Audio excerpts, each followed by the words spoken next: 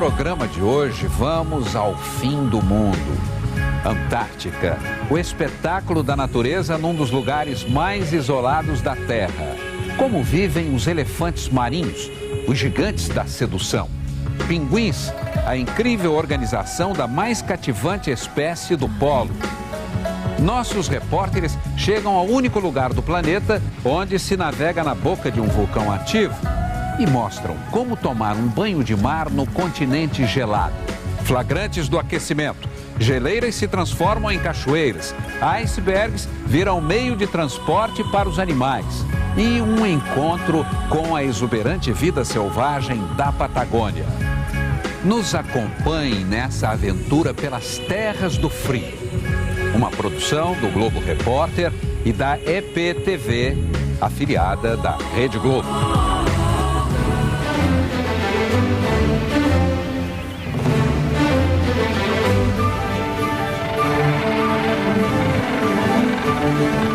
No fim do mundo, a vida é mais sólida que o gelo.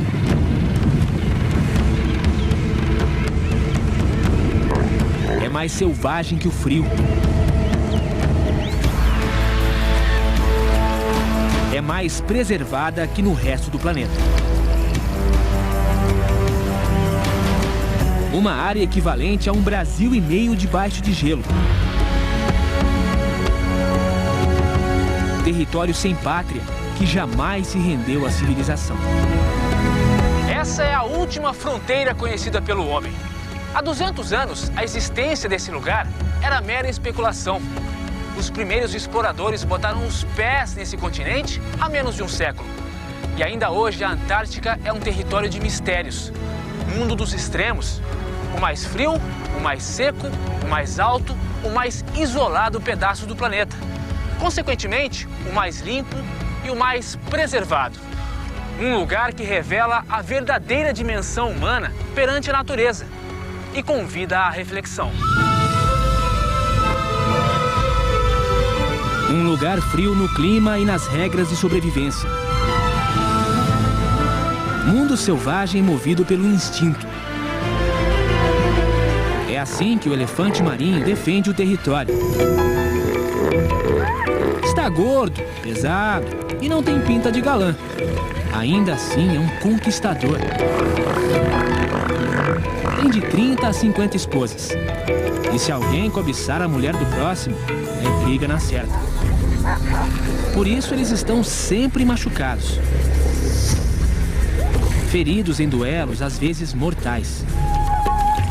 As fêmeas fecundadas pelo único macho pesam no máximo 900 quilos. Nesse grupo, uma delas acaba de dar à luz. É cercada pelas escuas que querem devorar o filhote. A mãe está cansada, mas reúne as últimas forças para defender a cria.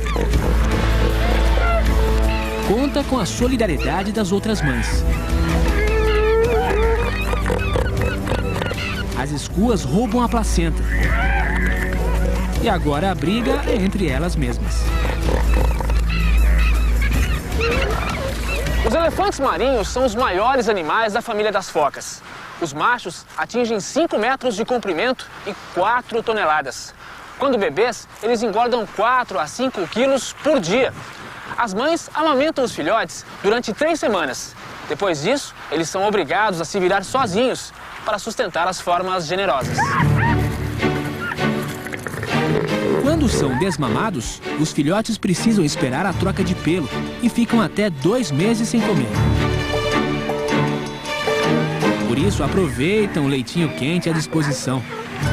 Rico em proteínas e principalmente gordura, mais de 60%. O bebê precisa reconhecer a mãe pelos sons. Se tentar a mamada na fêmea errada, pode ser a última.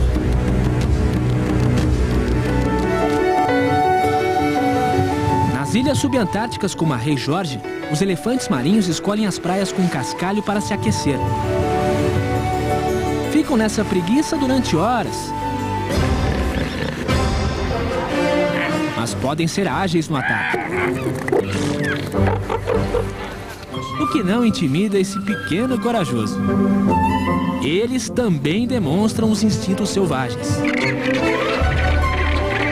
Na colônia de pinguins de penacho amarelo, duelo pelo amor de uma donzela. Um solteirão está disposto a roubar a esposa do colega de espécie. E o ninho vira ringue, com vários rounds. Não adianta o topete do estranho no ninho. Ele perde a briga e a pretendente. Para conhecer esse mundo encantado, é preciso pagar um preço. Enfrentar a fúria dos mares do sul.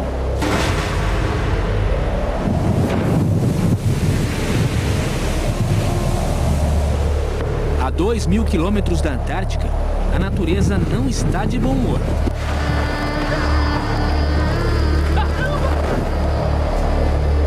Passamos por um Willy Wall, vento que desce as montanhas e pode arrastar um ser humano. Esses ventos podem atingir velocidades espetaculares de mais de 100 nós, de 180 km por hora. E a gente pegou uma condição onde esses Willy Walls estavam altamente ativos. Ele já deu a volta ao mundo num veleiro, cruzou o Atlântico Sul a remo e conhece como poucos os perigos do mar. Amir Klink está na expedição que cruza a Patagônia e Terra do Fogo em direção à Antártica. Passa pelo caminho aberto pelo português Fernão de Magalhães, comandante da primeira expedição de volta ao mundo que descobriu em 1520 um canal entre o Atlântico e o Pacífico. O estreito que hoje leva o nome dele. O caminho explorado por Fernão de Magalhães seria bem mais tranquilo a bordo da tecnologia dos dias de hoje. A modernidade traz o conforto e a segurança que as caravelas não tinham. A expedição heróica daquela época era formada por 5 navios.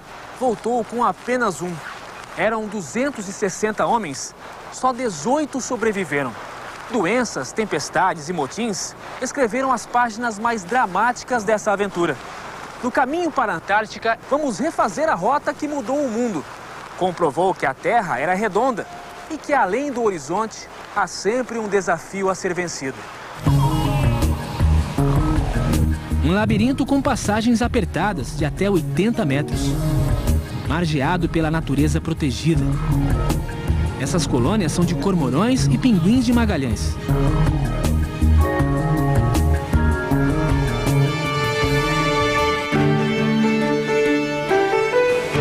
Aos poucos, a paisagem é coberta pelo branco, cor que predomina no trecho mais ao sul. Estamos diante de um rio congelado que desce em câmera lenta. São as geleiras da Terra do Fogo. Os fiordes têm baías formadas pela erosão do gelo.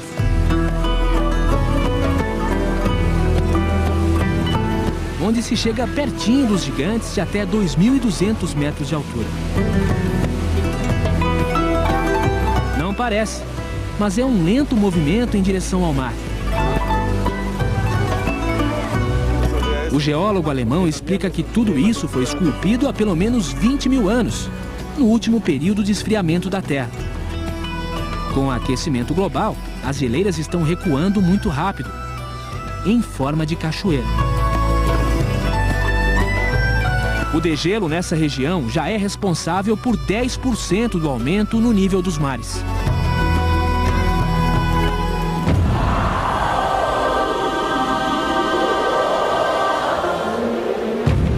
A fúria do mar está de volta. Estamos próximos a um dos pontos de navegação mais difíceis do mundo, onde a natureza dá a última palavra. Por que o Cabo Horn é tão temido? Ele é um cabo que fica em 57 Nossa Senhora. Não deu para gravar a entrevista. Mas a explicação é que o Cabo Horn é o ponto mais ao sul do continente sul-americano. Tem uma espécie de degrau debaixo d'água que diminui a profundidade de 4.000 para apenas 100 metros, o que deixa a região mais exposta à força das ondas. Teve navios que ficaram 3 meses brigando contra o vento, com homens com hipotermia, não sei o que, e não conseguiram passar. Entramos direto no funil onde se encontram as águas do Atlântico e Pacífico. Um vão livre de 800 quilômetros varrido por ciclones constantes. A passagem Drake tem ventos de até 180 quilômetros por hora e ondas de 20 metros.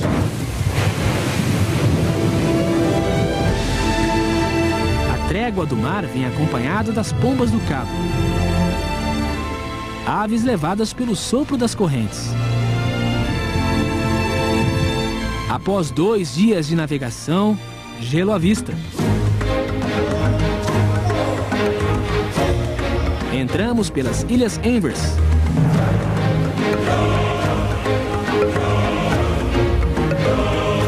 Percorremos os Canais Brancos. E no arquipélago Shetland do Sul, paredes de um vulcão que desmoronou há milhões de anos.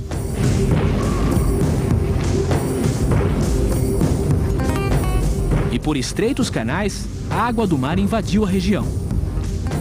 É o único lugar do mundo onde se navega dentro da cratera de um vulcão ativo.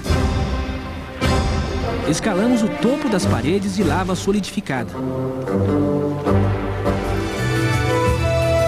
Do alto é possível admirar os sinais das últimas erupções, há 39 anos. Hoje tem água do degelo.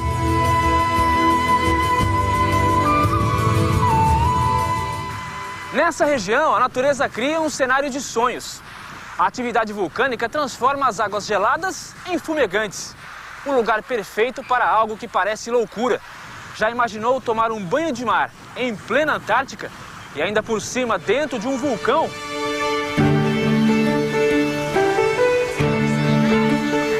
A coragem maior é tirar as roupas no frio de 3 graus. E não falta gente maluca para isso. O banho quente na Baía de Wallis atrai pessoas do mundo todo. Essa aqui é a 3ª vez que eu faço isso, eu já vim para a Antártica antes e é uma experiência. Antes do mergulho, é preciso cuidado para encontrar a região de temperatura ideal. Em algumas áreas, a água pode chegar a 50 graus ou mais.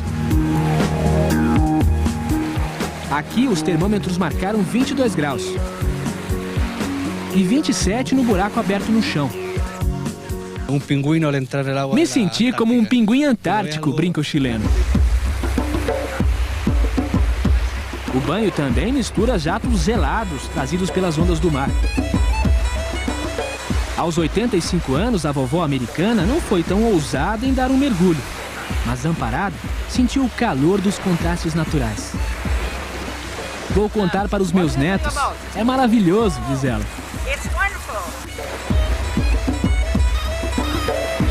Quem usava touca no frio da Antártica jamais imaginou uma surpresa quente como essa.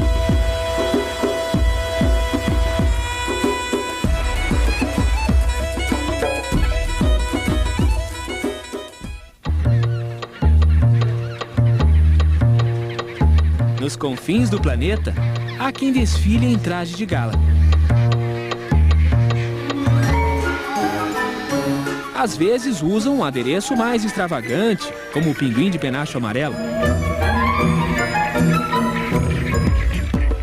A roupa é a prova d'água. Estes seres têm o poder de impermeabilizar as penas com uma substância do próprio organismo. Em algumas espécies, a população chega a 13 milhões, como o pinguim antártico. Por isso, o trânsito é comum na hora do rush. Essa marcha a caminho do mar é a Avenida de Mão Dupla. Sempre congestionada. Se alguém mergulha, o bando todo vai atrás. É um efeito dominó.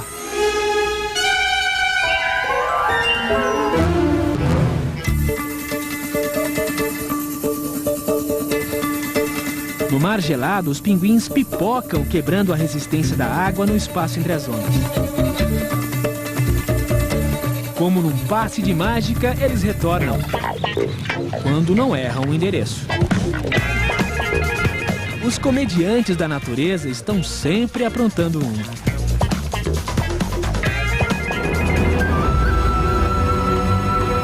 frio da neve, o calor da vida que se renova.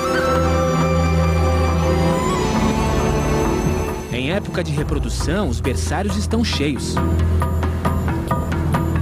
Com esse ar de nobreza, Sua Majestade o Pinguim-Rei exibe a corte populosa. São 4 milhões nas ilhas subantárticas. E onde está o rei, estão os príncipes. O ciclo de reprodução dessa espécie é longo, 18 meses. Se observam pinguins com 1 ano de idade, trocando as penas e quase prontos para o primeiro mergulho.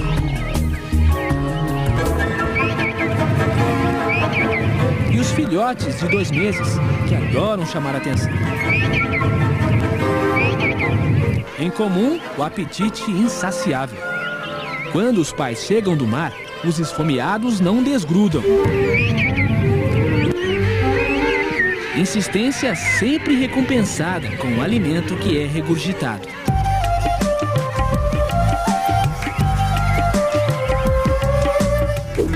Esses ninhos são do pinguim papua, que se identifica pelo colorido forte no bico. Os bebês têm 2 semanas de vida. Mas também encontramos filhotes com mais de 3 semanas. E marmanjos de 1 mês e meio. Travessos, como as nossas crianças. É preciso manter uma distância de 5 metros dos pinguins. Mas a curiosidade dele parece ser maior que a nossa.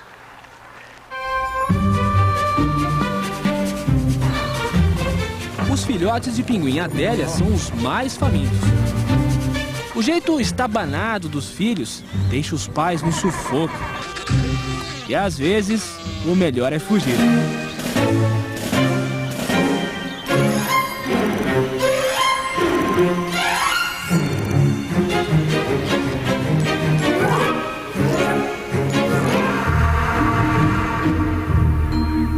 No ninho do pinguim antártico, os pequenos têm só 15 dias de vida.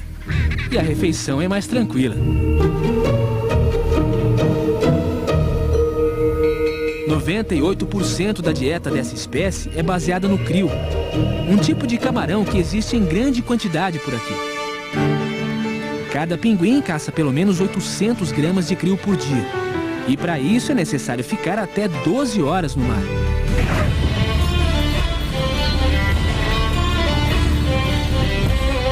Não é à toa que um dos maiores descobridores da história, o inglês James Cook, tenha feito a volta ao redor da Antártica por 3 vezes e declarado que o continente não existia.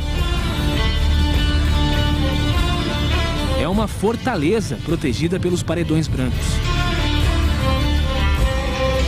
Aqui estão os maiores icebergs do mundo, com o tamanho de países como Suíça ou Holanda. Podem vagar pelos mares em grandes blocos tabulares ou se dividir em pequenos pedaços. A navegação aqui é perigosa. Nessa região do Mar de Weddell, os icebergs têm em média 25 metros de altura. O pedaço visível é o mais jovem, formado pelas últimas nevascas. A maior parte, 90%, fica debaixo d'água. E esconde o gelo de milhões de anos. Com diferentes tonalidades de azul. Inspiram a criatividade. Podem sugerir as entradas do Coliseu. Uma canoa. A natureza esculpe cavernas no gelo. E desenha formas de arte abstrata.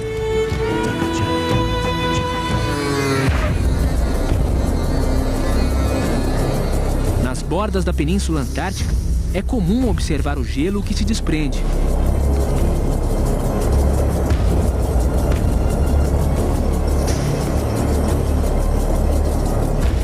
E morre lentamente, como se estivesse pedindo socorro. É o planeta mais quente, provocando mudanças. Aqui também está a maior parte do buraco na camada de ozônio, que filtra os raios prejudiciais à saúde. Hoje o rombo tem o dobro de tamanho do continente antártico, reflexo da posição geográfica e do frio que facilita as reações químicas que destroem o ozônio. É um perigo invisível a olho nu, mas o avanço do problema aparece em forma de números. Estudos recentes revelam que nos últimos 8 anos, o rombo na camada de ozônio cresceu 7% no sul do hemisfério. Além disso, a Antártica está mais quente. A temperatura média aumentou 2,5 graus desde 1940. Cientistas de várias partes do mundo apresentam relatórios mostrando que o gelo diminui, principalmente no lado ocidental do continente. Os reflexos do aquecimento global estão além das previsões, já são realidade.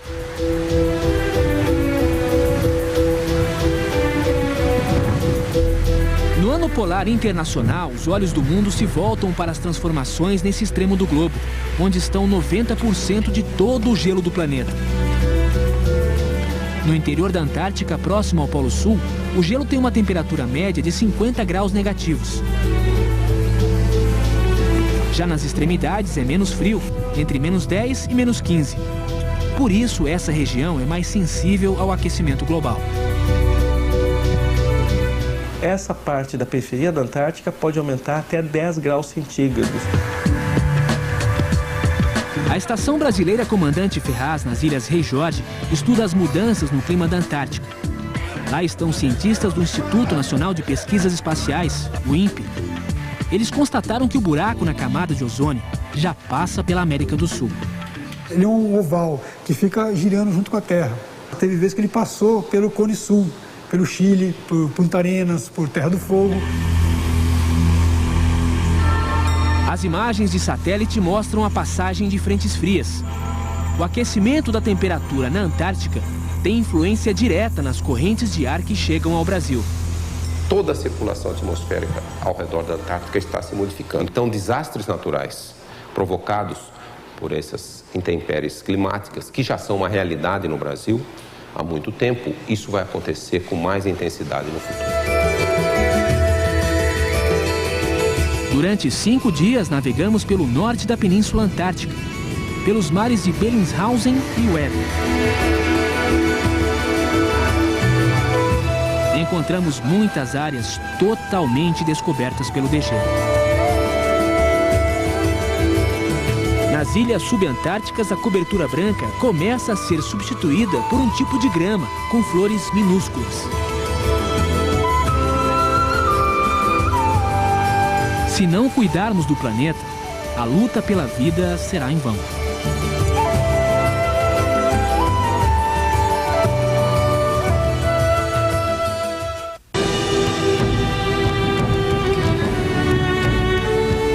No caminho dos mares gelados, os icebergs são o meio de transporte mais utilizado. Sempre trazem novidades. Duas no caso das focas caranguejeiras, muito comuns nessa região. As focas de Weddell têm uma curiosidade. As fêmeas são maiores que os machos e podem chegar a 330 quilos. Essa espécie servia de alimento para os cachorros de trenós. Talvez por isso seja tão arisca. Há também elefantes marinhos, jovens, numa cor mais escura, e a mesma desconfiança.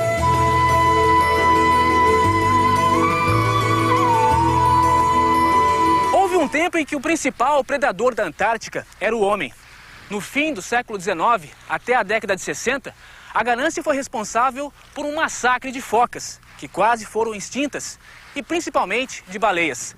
A vinda de estações norueguesas, britânicas e argentinas levou a baleia azul, o maior animal da Terra, a 4% da população original. Outra vítima foi a baleia jubarte, reduzida a 3%. Com a criação das leis de proteção, essa imagem desoladora deu lugar ao maior espetáculo dos mares.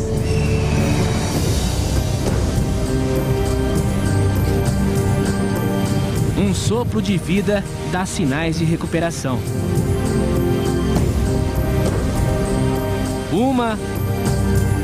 2, 3,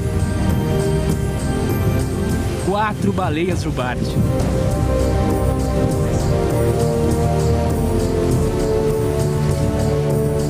Duas fêmeas com os filhotes.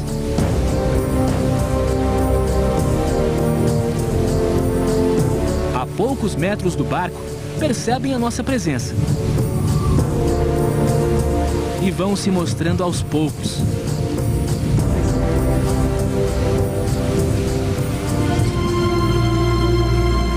Os adultos têm 15 metros de comprimento. E os bebezinhos, 6 metros. Nasceram em outubro do ano passado. A baleia jubarte vive metade do ano aqui e a outra nos trópicos. Inclusive no litoral do Nordeste brasileiro, onde costuma dar espetáculo.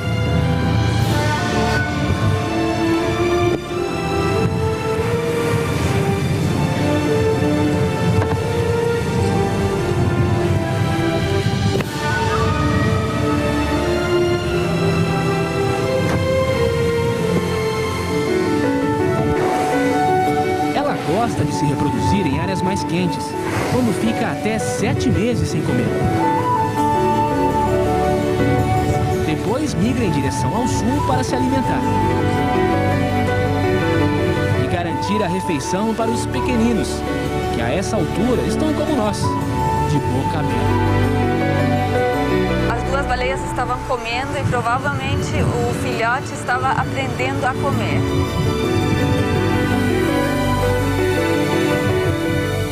Todo mamífero, ele tem que ser amamantado, né, pela mãe. Mas também tem que aprender a comer sozinho para depois do ano a mãe já vai ter outro filhote e a cria tem que virar-se sozinha, né? Vida na água e no ar. Nas asas do albatroz e dos petréis gigantes. Existem na Antártica apenas 60 espécies de aves. Na Amazônia, por exemplo, são cerca de 1000. Mas aqui elas aparecem em populações maiores, como a do cormorão. Os filhotes com 2 semanas de vida ainda não podem se virar sozinhos. Dependem dos pais para se alimentar e buscam a refeição direto na fonte. Essa espécie é o cormorão de olho azul. Se reproduz em média com 3 ovos. A incubação dura em média 40 dias. E depois disso, haja trabalho para os pais que se revezam na busca de comida. Durante a caça, o cormorão parece um aspirador de pequenos peixes. Faz várias viagens curtas, trazendo alimento aos poucos. E são recebidos com euforia, até demais.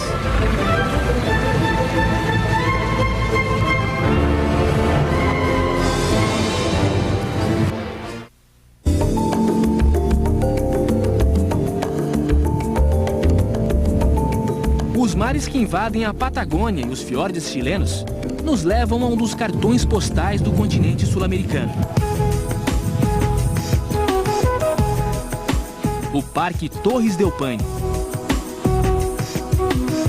Uma área de 242 mil hectares, declarada Patrimônio Mundial da Biosfera. Leva o nome das 3 imponentes formações de granito que tocam o céu. O gigante rochoso atinge 3.000 metros de altura, mas era apenas um bebê há 12 milhões de anos, quando a atividade vulcânica esculpiu as formas imponentes do maciço. Del Paine seria a tradução de azul na língua dos nativos patagônicos. É um mutante que conserva a beleza em qualquer ângulo que se observe. Aqui a natureza é livre, soberana como o voo do condor. O lendário pássaro ameaçado de extinção. Com 1,10 m de altura, 3 metros de uma asa à outra, é a maior ave do mundo. Em terra, a correria da família de inhandus, parentes das emas. Uma espécie onde tudo sobra para o macho. É ele quem choca o ovo e cuida dos filhotes até que possam sobreviver sozinhos. Pode ser responsável por até 40 crianças de mães diferentes. Ela só colabora com a reprodução durante o acasalamento. Depois, a ingrata vai embora, atrás de outro. Também existem os casos explícitos de machismo. O guanaco, espécie sul-americana da família dos camelos, pode ter até 15 fêmeas. Mas manter esse harém dá trabalho, como se poderia imaginar. Tem sempre alguém cobiçando as mulheres do próximo. O invasor expulsa o dono do pedaço e passa a ser o garanhão da vez, líder do grupo.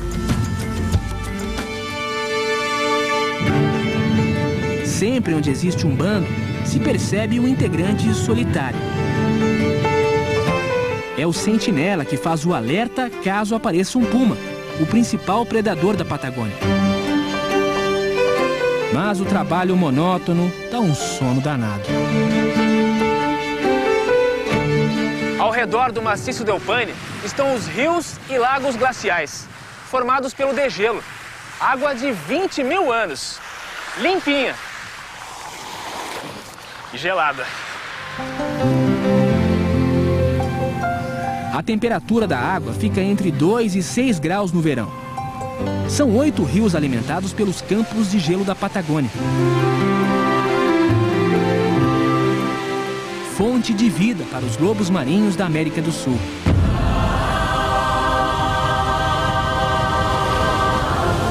Os machos são maiores, mais escuros e podem ter dezenas de fêmeas durante a fase de reprodução. Estão sempre de olho para afastar algum colega de espécie mais atiradinho. Na água são excelentes nadadores. Mas do lado de fora, o caminho das pedras exige muita paciência.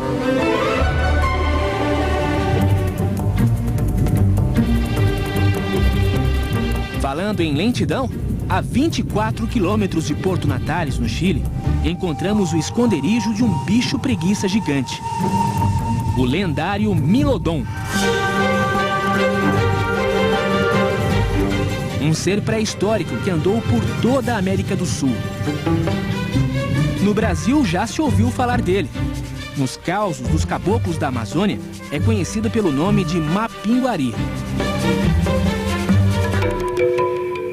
A caverna, descoberta há mais de um século, guardava fósseis do gigante que viveu aqui há 11 mil anos. Hoje estão no museu pedaços do fêmur, da mandíbula e até do pelo da criatura de 3 metros de altura, que ainda povoa o imaginário dos mais antigos.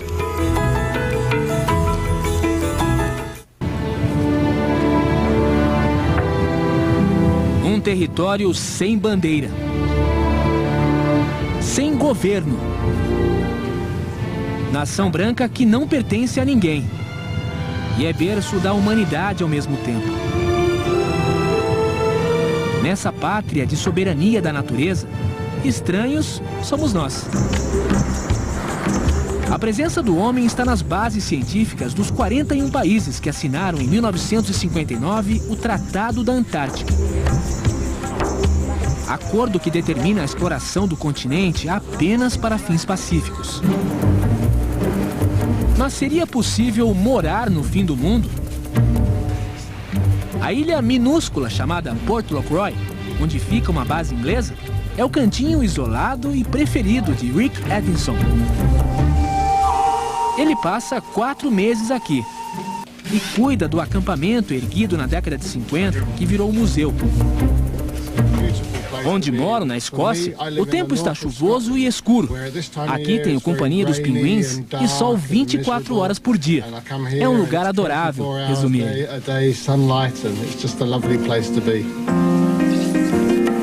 Aqui está o único lugar do mundo onde se pode mandar uma carta com o endereço postal da Antártica. Mas a encomenda demora 1 mês para chegar. Antigamente um mês não era tanto assim, hoje em dia a gente acha demais. Numa região de um branco tão intenso, este alemão tem uma visão diferente.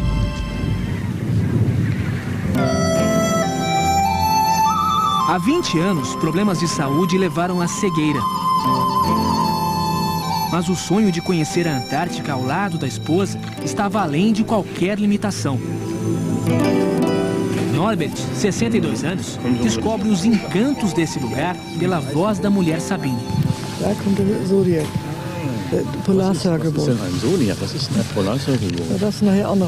A descrição dela é perfeita para mim. Não posso ver, mas consigo sentir os aromas e o clima da Antártica.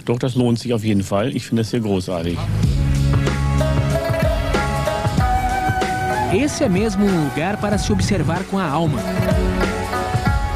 Refletir sobre o mundo que desejamos. E aprender com a natureza.